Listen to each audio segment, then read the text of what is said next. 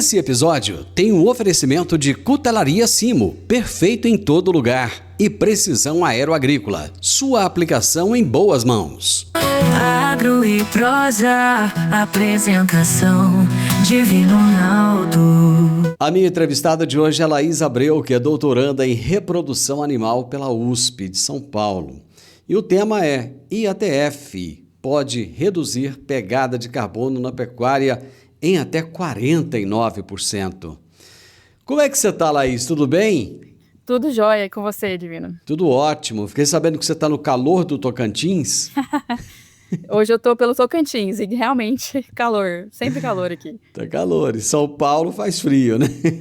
Sim, nossa, a diferença foi gritante de lá para cá, dessa última viagem. Laís, me conta um pouco de você. Você está estudando na USP, você é de São Paulo, conta um pouco da sua história para mim. Bom, eu sou goiana, eu sou de Goiânia, da capital mesmo.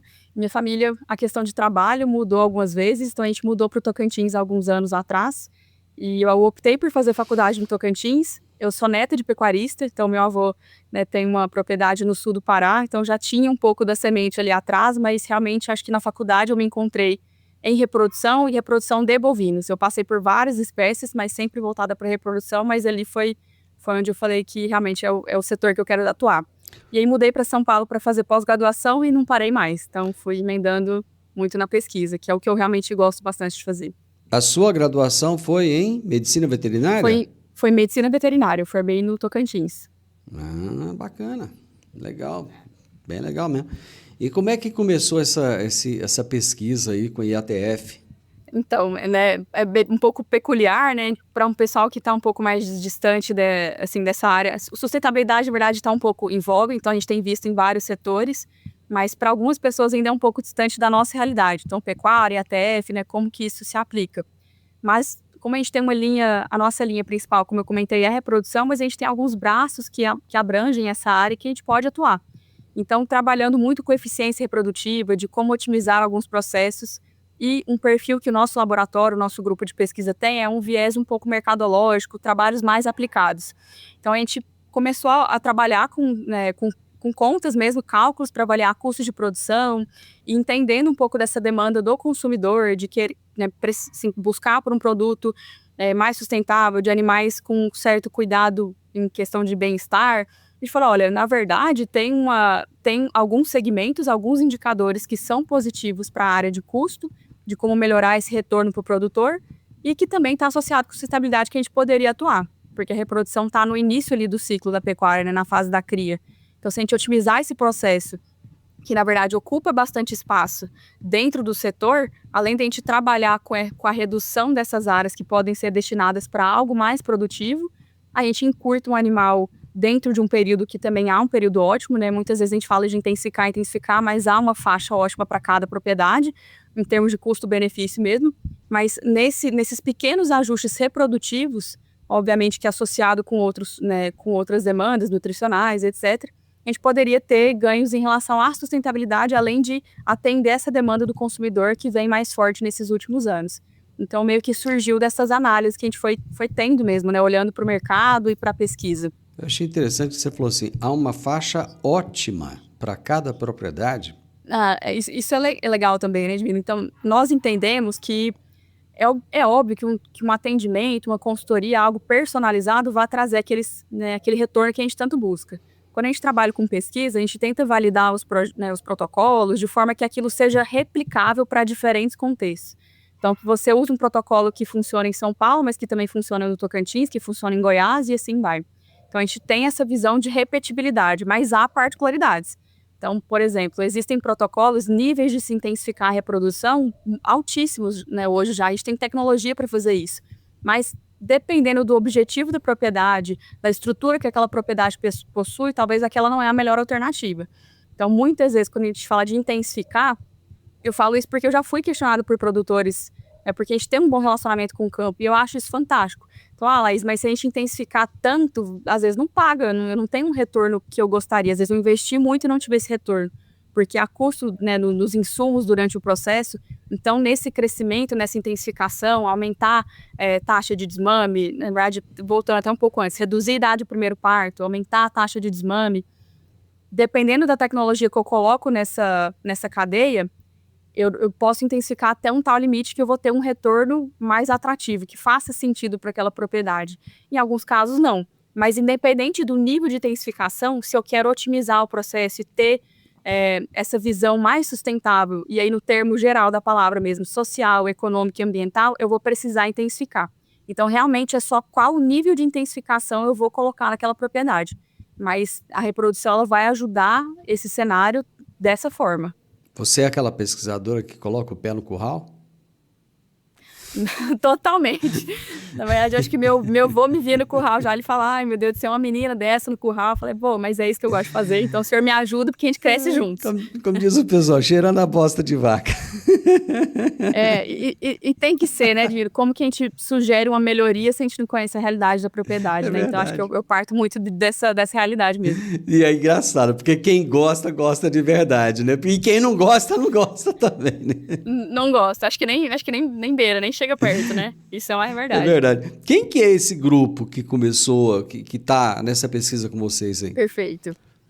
Bom, então, hoje, né, como você comentou, eu faço doutorado, hoje eu sou doutoranda do Departamento de Reprodução Animal, que fica na Universidade de São Paulo, nós ficamos em São Paulo, capital, e esse trabalho, ele foi feito em parceria, então a gente já vem com essa linha de pesquisa há alguns anos, há uns 4 anos, e isso foi somando força com pessoas que partilham, acho que, dos mesmos objetivos. Então, esse específico que a gente cita hoje nesse bate-papo foi em parceria com a turma da Embrapa Gado de Leite, de Juiz de Fora, que é a Vanessa de Paula, uma pesquisadora excelente, e com a turma da Global Gen Vet Science, né, que tem uma linha reprodutiva que atende também o Brasil inteiro e tem excelentes pesquisadores, né, diretores aí por trás. Então, né, foi uma soma dessas duas forças junto conosco na Universidade de São Paulo. É bem legal quando isso acontece, né? Muito interessante. Muito mesmo. bom. Como é que está a adoção de IATF no Brasil? Bom, com relação à adoção da técnica, Divino, né, hoje realmente, majoritariamente, é utilizada ainda a monta natural no nosso sistema de reprodução aqui no Brasil. Então, estima-se que 80% seria monta natural e o restante, os 20%, seriam por inseminação artificial. Isso varia, então, né, a gente já atingiu, alguns anos atrás, 23%, 24%, reduziu um pouquinho também, que acompanha um pouco do ciclo pecuário, isso, né, mas hoje a gente está na casa dos 20%, 21%. Então, e do que é adotado, só para complementar, mais de 90% é por inseminação em tempo fixo. Então, é essa técnica que nós utilizamos no trabalho, que é um protocolo, né, já datado, a fazenda consegue se organizar melhor, então, para grandes volumes, realmente é o que funciona bem para nós aqui. E diminuiu por quê? Em função de custo? Em função de custo, mais um reflexo do aumento de produtividade. Então, quando nós conseguimos melhorar esses indicadores, que principalmente foram vários pontos, então é uma modelagem bastante detalhada, mas que também traz robustez para os resultados, mas eu vou focar nos principais, assim, em termos reprodutivos. Então, reduzir a idade do primeiro parto, que seria ter essas novilhas que não ficam muito tempo na propriedade, além de ocupar espaço, elas vão ficando mais velhas, mais tardias, e elas estão ocupando realmente essas áreas improdutivas e usando esses recursos, né? Então, se é uma fazenda que investe em suplementação, que tem um custo elevado ali dentro do operacional, você está investindo em algo que não está trazendo um produto e pagando essa conta, né? Então, a gente interpreta dessa forma. Então, ao retirar essas categorias improdutivas, né, entre aspas, no sistema de produção, eu consigo otimizar aquelas que realmente, né, pagam a conta da propriedade nesse tempo menor, então por isso reduzir a idade do primeiro parto dentro dessa faixa ótima que a gente comentou também, além de ter um bezerro que tem mais qualidade genética, que tem mais peso, falando aqui do corte, ou que produz mais leite, falando para o sistema leiteiro, e isso é refletido em aumento de produtividade. Então, além de produzir em menos tempo maior quantidade, você tem esses outros benefícios de utilizar a terra para alguma outra coisa, né? Produzir até mais alimento para atender essa demanda, que acompanha também, né? Se produz mais, também consome mais. Mas ainda assim, os resultados eles são superiores quando comparado com um sistema que não tem nenhum tipo de tecnologia. Então, além de você não melhorar o tempo da atividade, você não tem esse incremento genético que é muito importante que vem com a ferramenta. Que são todos melhoradores, eu seleciono as características que eu quero dentro daquela propriedade, daquele sistema, conforme a demanda de cada um. Então, a gente entende essas particularidades e nós temos referência para utilizar isso para os cálculos que nós fizemos. Então, por isso que a gente pode falar com tranquilidade, que é um dado bem robusto. Toda vez que a gente ouve falar de gás de efeito estufa, a gente lembra do arroto do boi. Verdade. Pô, fala tanto desse arroto, esse boi, né? É, É arroto, é pum, né? Tanta coisa assim. Na verdade, assim, qual que é o percentual de participação da pecuária nas emissões globais de gases de efeito estufa? perfeito. Bom, essa pergunta, dependendo da base de dados, ela pode variar um pouco, mas, né, de forma geral, não vão ser diferenças muito gritantes caso o pessoal encontre outros resultados. Hoje, a média de contribuição da agropecuária, né, de certa forma, seria entre 3% e 4% mundial. Então, é muito pequeno, né, comparado com todo o setor, né? Hoje, quem mais produz essas emissões, quem emite mais, são os setores de combustíveis fósseis. Então, a maior contribuição vem dos combustíveis fósseis, não da agropecuária. Então, eu estava pensando em parar de comer carne, quer dizer que eu posso continuar De comendo carne, forma alguma. eu tenho que parar de andar de carro, então. Então. E aí vem uma onda de desinformação, né, Divino, que infelizmente a gente vê, mas felizmente, né, eu acho que a gente tem um pouco essa visão de olhar o desafio como oportunidade. Então, toda essa movimentação de se posicionar, né, a pecuária como uma grande vilã, na verdade, nos trouxe a oportunidade de se posicionar de forma mais ativa e defender a atividade, não esperar vir alguma notícia ruim para a gente, né, responder aquilo. Não, mas se posicionar de forma, né, ativa mesmo, né, com um certo protagonismo, falar, olha, a pecuária age dessa forma. Então, acho que o nosso trabalho também teve um pouco dessa visão de falar, olha, gente, não precisa parar de comer carne, isso tem que ser uma escolha pessoal realmente, mas se for por esse motivo, então, pera lá, vamos ter uma decisão um pouco coerente, né? Não tá de acordo com o que a gente vê, como que a gente produz. Então, muitas dessas informações vêm de gente que não entende como que o campo funciona. Então, não é falar que não tem coisas erradas, tem coisa que pode melhorar e sempre vai haver uma forma melhor de produzir. Mas como que a gente está adotando isso, né? Qual que seriam os melhores caminhos? Eu também preciso ter uma sensibilidade de entender que eu não posso chegar numa propriedade e falar, ó, começa do zero, né? Não existe. Então, são passos pequenos. Os níveis tecnológicos, eles vão sendo incorporados de forma gradual. E assim, as coisas são passíveis de darem certo, né? De melhorarem mesmo. Seria mais ou menos como chegar numa fábrica de automóveis hoje e falar assim, esquece o que vocês fizeram até hoje, vou começar do zero. Imagina, né? Então, nossa, zero coerência. Laís, eu vou fazer uma parada estratégica rapidinha para os comerciais e nós voltamos já já. Alta tecnologia, eficiência e produtividade no campo. Com a precisão aeroagrícola, você tem maior uniformidade na aplicação, sem amassar plantas e sem compactar o solo. Tudo isso com menor impacto ambiental e uma equipe comprometida com ética, respeito, inovação e resultados. Certificação em aplicação aeroagrícola sustentável, base em Catalão e pontos de apoio em Goiás, Minas Gerais e São Paulo. Precisão Aeroagrícola, sua aplicação em boas mãos. Acesse www.precisãoaeroagrícola.com.br. O tema do nosso programa aqui hoje é IATF pode reduzir pegada de carbono na pecuária em até 49%. E eu estou conversando com a doutoranda em reprodução animal pela USP, Laís Abreu. Me fala uma coisa, vocês chegaram à conclusão de que, nessa pesquisa aí, de que a IATF pode reduzir essa pegada de carbono da pecuária em até 49%. Como é que vocês chegaram nesse número aí? É um número que chama atenção por realmente ser significativo, né? Então, para contextualizar, né, como que a gente chega nesse valor? Então, primeiro a gente tem um banco de dados para trabalhar com essas modelagens. Então, são dados que foram modelados. E quando a gente fala isso, mas será que são dados fora da realidade? Não são dados fora da realidade, porque nós viemos, além do nosso grupo já, né, vir trabalhando com isso há alguns anos e levantando um banco de dados a nível nacional. Então, nós fizemos trabalhos em parceria com a Cargill, com a Nutron, né, e abraçando foram 10 estados.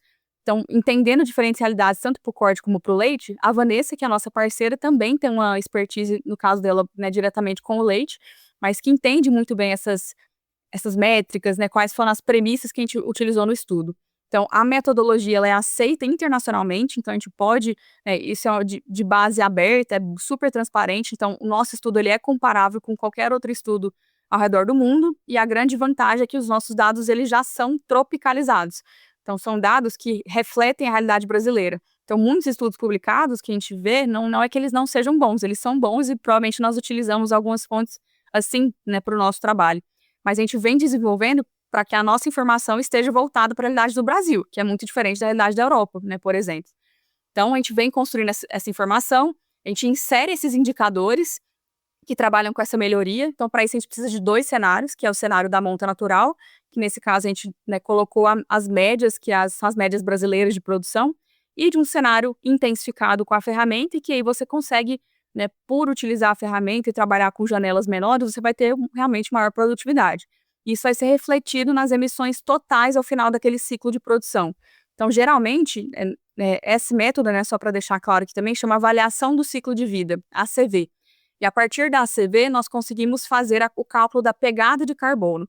Então, nós fizemos esse cálculo para os 2 sistemas que nós avaliamos, e aí nós conseguimos, né, verificar que o sistema que utilizou a ferramenta, no caso a IATF, né, a nível reprodutivo, otimizou todos esses pontos de categoria, de produtividade, além de encurtar o tempo de produção, e isso refletiu na redução da pegada, que, né, para o corte foi essa pegada de 49%.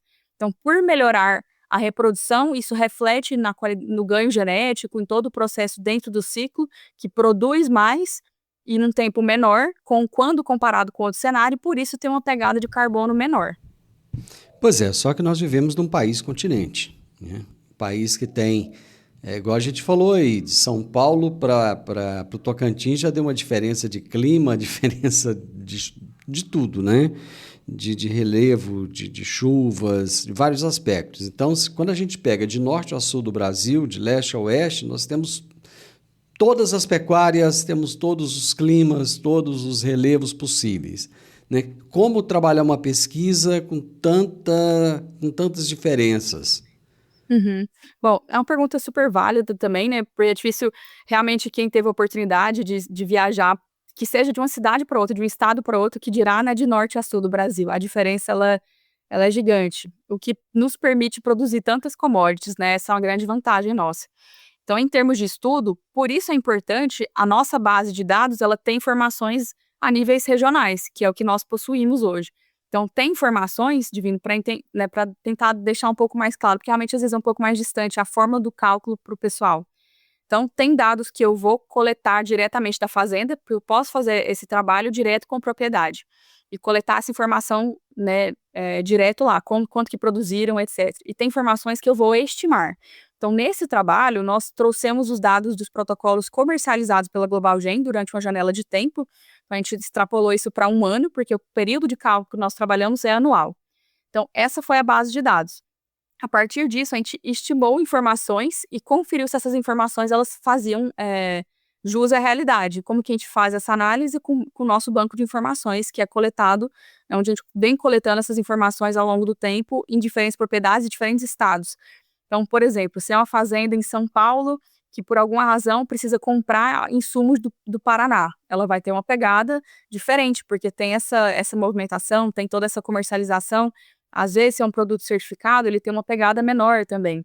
Então, dentro dos processos de cálculo, nós vamos inserindo essas informações que são de cada região. E as médias, elas comportam a média Brasil. Então, por isso que a gente pode aceitar que é um dado que reflete o que seria a média. Então, é óbvio que vão ter fazendas top 3 que vão ter uma informação, as que estão um pouco mais abaixo desse benchmarking que nós avaliamos, mas isso, na média, reflete aquele resultado que é, sim, factível com a realidade do Brasil.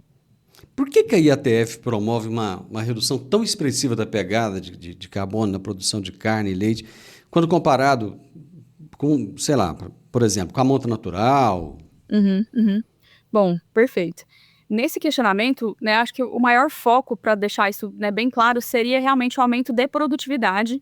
E quando nós falamos em produtividade, não é só produzir mais também, tem a qualidade envolvida.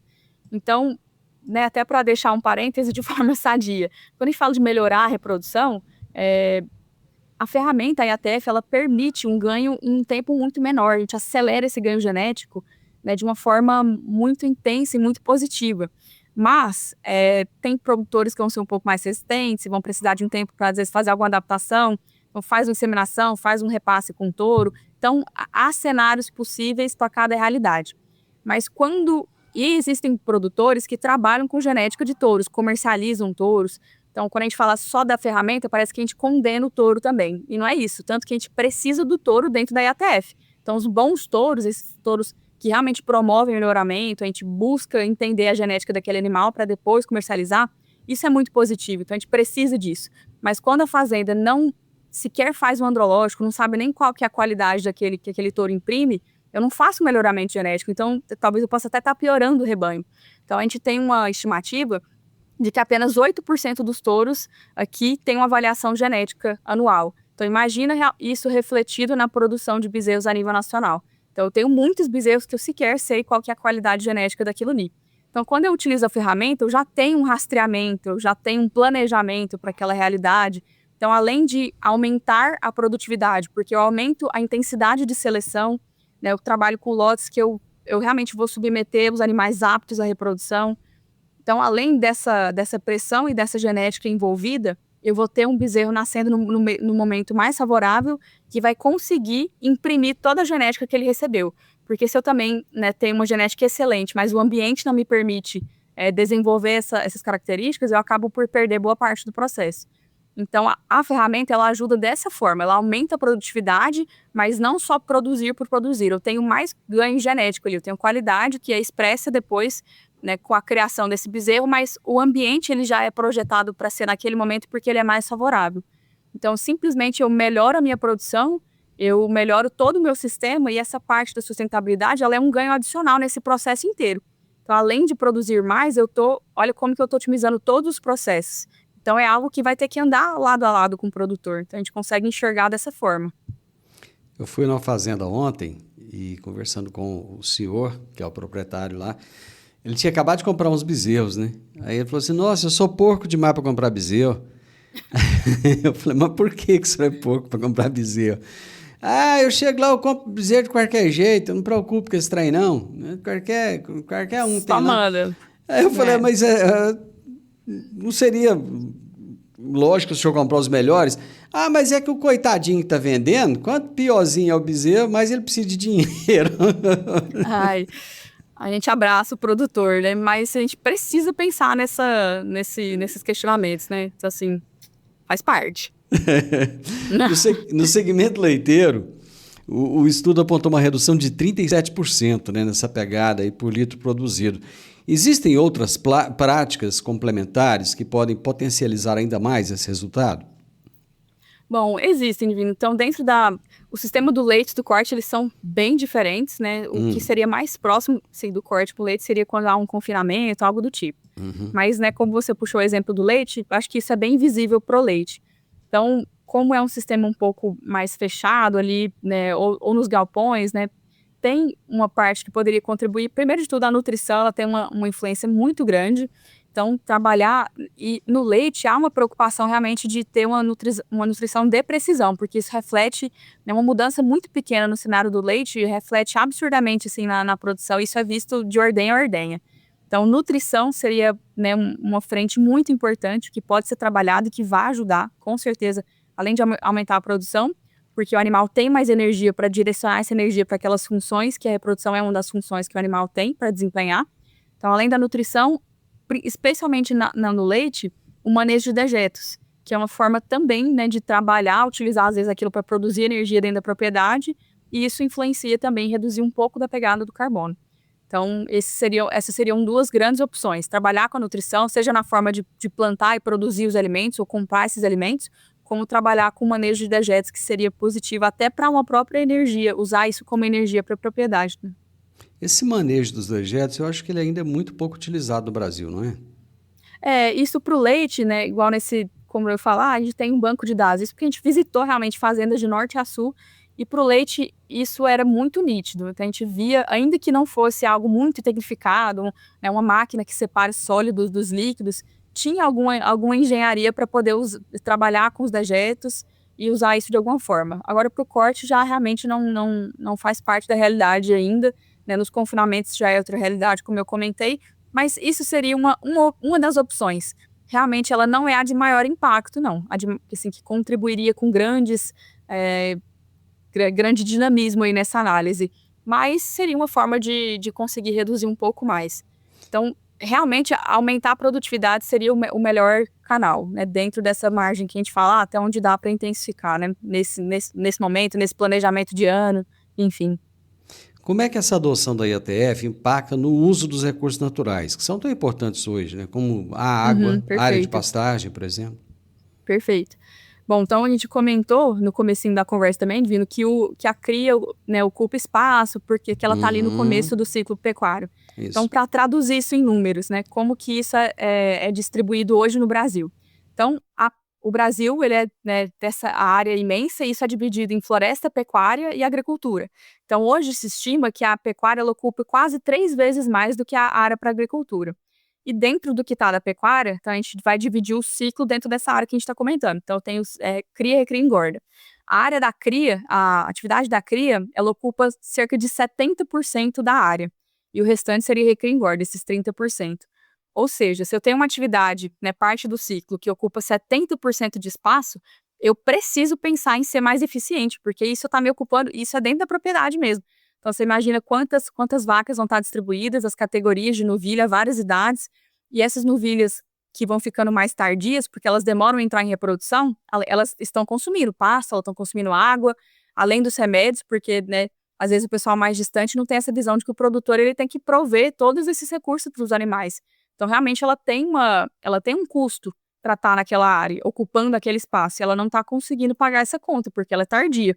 Então, quando eu otimizo a reprodução, que no caso, né, o nosso exemplo é a IATF, é essa ferramenta, eu consigo, vou colocar em termos bem, né, assim, do campo mesmo, né, emprenhar esses animais num tempo menor. Então, assim, eu submeto aos animais, vou selecionando também ao longo das gerações esses animais para emprenharem mais cedo, e elas vão ter um bezerro mais cedo, que vai desmamar mais cedo. Então, a categoria de novilha, essas tardias não vão existir mais. Eu vou trazer elas para serem matrizes da propriedade, vou fazer essa renovação que acontece, né? A gente vai renovando o plantel, mas essas tardias que ocupam espaço, elas não vão existir. Então, se elas não ocupam espaço, elas também não estão consumindo esses recursos que vão interferir, né, no cenário como um todo. Então, por isso que otimizar com essas ferramentas que a gente tem disponível ajuda no recurso, né, de não precisar abrir mais pastagem para produzir mais, abrir florestas para produzir mais. Que eu vou colocar verticalizar a produção, mas é porque eu posso produzir mais por hectare nessa área que está aberta. Eu não preciso, né, expandir mais e mais terra. Então, a gente vê isso com base nos cálculos e alguns gráficos que a gente observa também, né, que são divulgados aí anualmente pela ABEC, por exemplo, a gente vê essa curva bem clara já, a redução do uso de área e o aumento da produtividade por hectare. Laís, eu vou fazer mais um intervalo. Já nós estamos de volta. Eu sempre gostei de canivete, desde os tempos em que eu fazia o curso de técnico agrícola, lá na Escola Agrotécnica Federal, que eu usava canivete.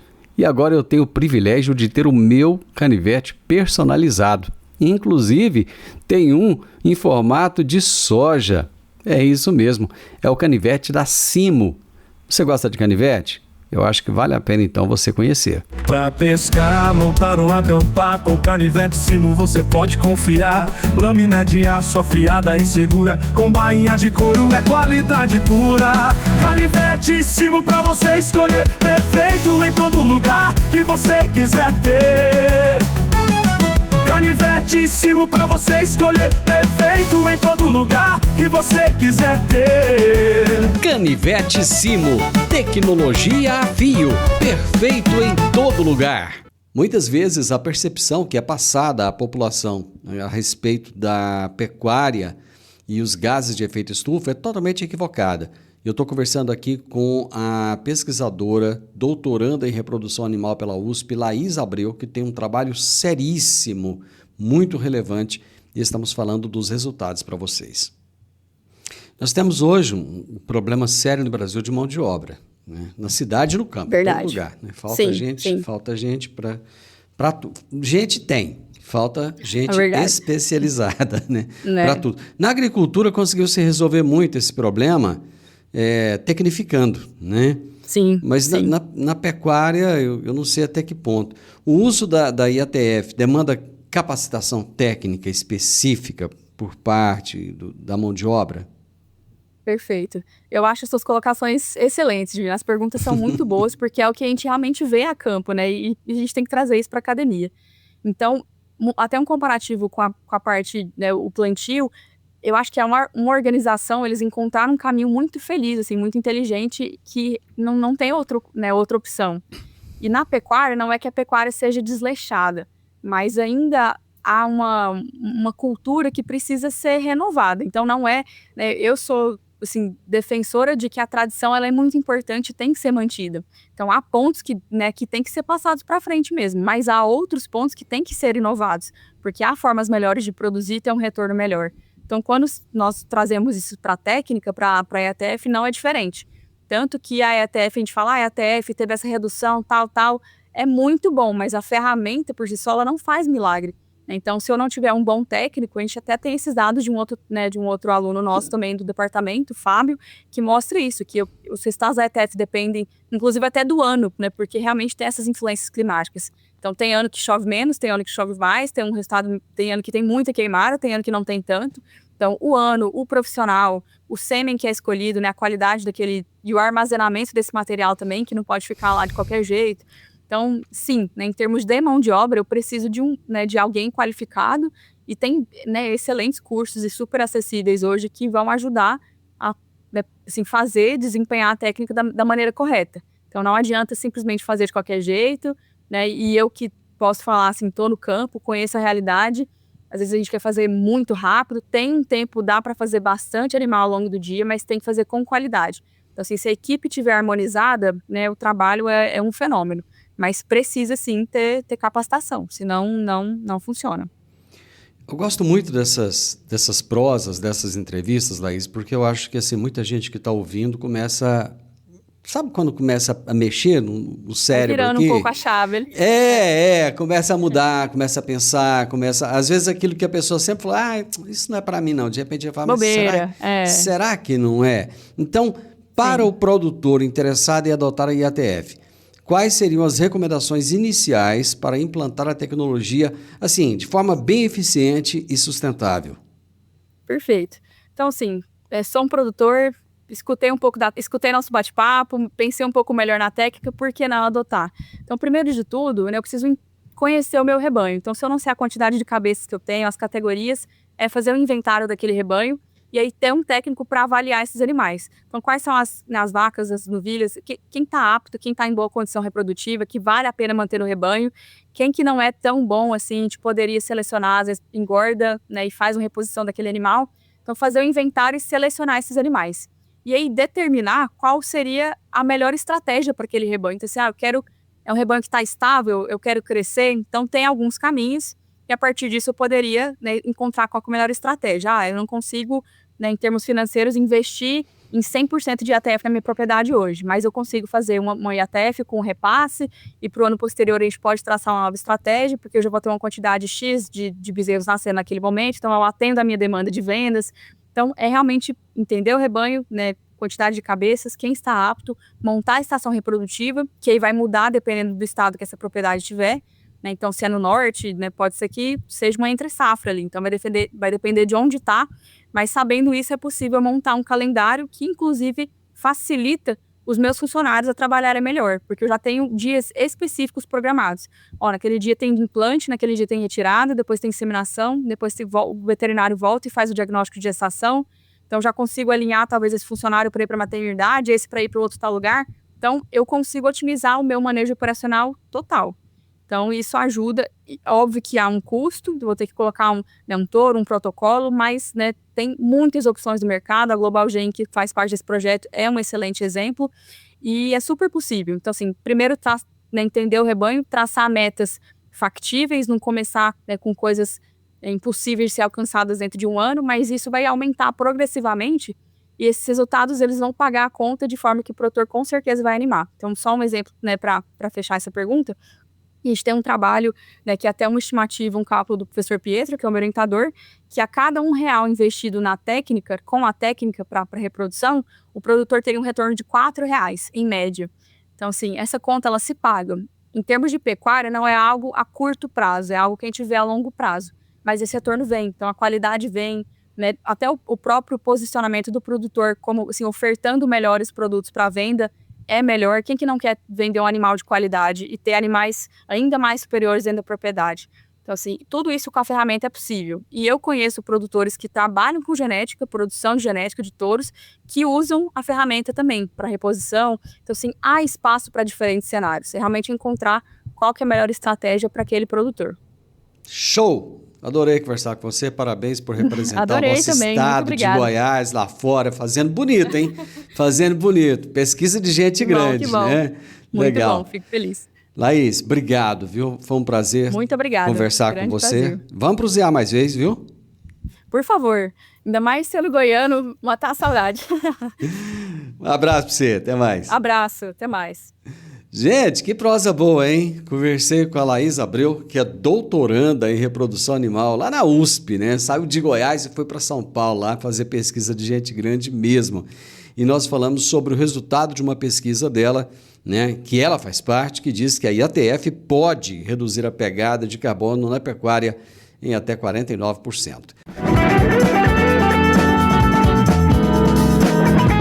O podcast Agro e Prosa tem o objetivo de falar do agronegócio de forma fácil, simples e descomplicada.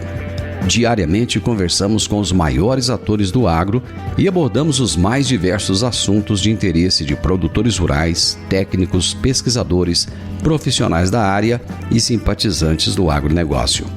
Se você gosta do nosso podcast, então você pode nos ajudar. É muito simples.